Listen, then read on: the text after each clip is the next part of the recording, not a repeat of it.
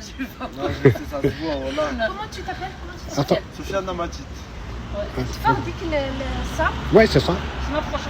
Je suis pas la seule qui va moi, moi, je défends les enfants. Vas-y, après, tu t'approches pour qu'on parle. Ouais. Voilà. Vous en trouvez gratuit.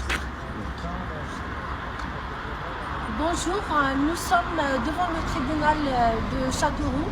On a assisté à l'audience pour les 19 pédocriminels qui ont torturé des enfants.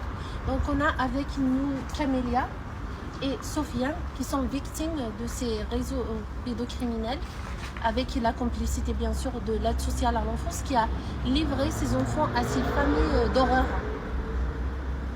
Tu peux parler un petit peu? Moi j'étais là-bas en 2017. Une copine à moi dormait dans une caravane, sans eau, sans électricité. On n'avait pas le droit d'appeler nos parents. On nous faisait passer pour des monstres. Moi, la première semaine où je suis venue, aucun jeune ne pouvait manger dans la même assiette que moi, parce qu'apparemment j'avais des maladies sexuelles. Donc personne n'y pouvait parler ou me toucher la main ou des trucs comme ça. Du coup, pendant une semaine, les jeunes, ils étaient là, ah non, non, me touche pas.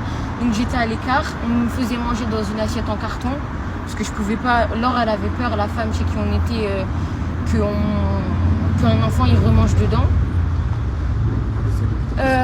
On nous a frappés. J'ai vu une jeune se faire frapper, se prendre une grande claque et sa tête elle a claqué contre la piscine. Moi, un monsieur qui a 47 ans, qui m'a ramené de l'ASE à ma maman, qui s'est présenté à l'ASE, il m'a ramené de l'aide sociale à l'enfance à l'appartement. Sur le chemin de la voiture, il m'a demandé de coucher avec lui et il a mis sa main sur ma cuisse. J'ai refusé. Ils nous ont donné des surdosages de médicaments. J'ai pris du tertian alors que je ne prends pas de médicaments. Je suis une fille qui est hyper active, je n'ai jamais pris de médicaments. Quand on voulait appeler nos parents pour les prévenir, on nous menaçait.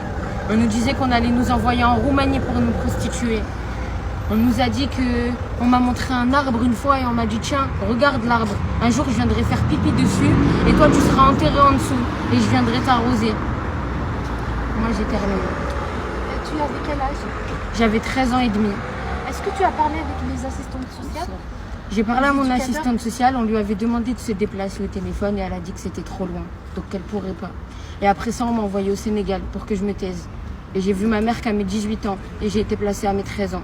Et j'ai toujours crié pour retourner chez ma mère. Quand j'ai fugué pour retourner chez ma mère, on l'a menacée. Et on lui a dit que la police, elle allait venir si elle me rouvrait la porte.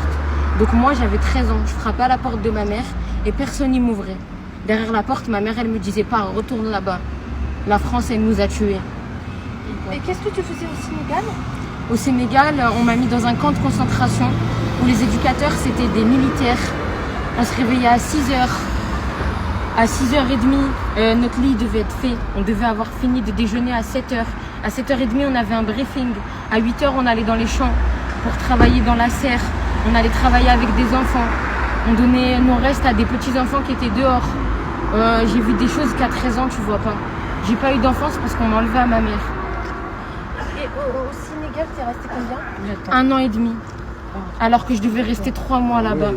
Ils ont demandé à ma mère de signer pour 3 mois. Et la clé, après les 3 mois, c'était que je retourne voir ma mère. Ils ont promis à ma mère que je retournerais chez elle si elle signait le papier. Elle l'a signé. Je ne l'ai jamais revu. À part au téléphone. Et tu as revu ta maman à quel âge? J'ai revu ma maman à mes 18 ans. Sans visite, sans ASE, sans rien. Là, j'ai pu parler tranquillement avec elle. Mais jusqu'à mes 18 ans, je ne pouvais pas la voir. Je pouvais que parler avec elle au téléphone.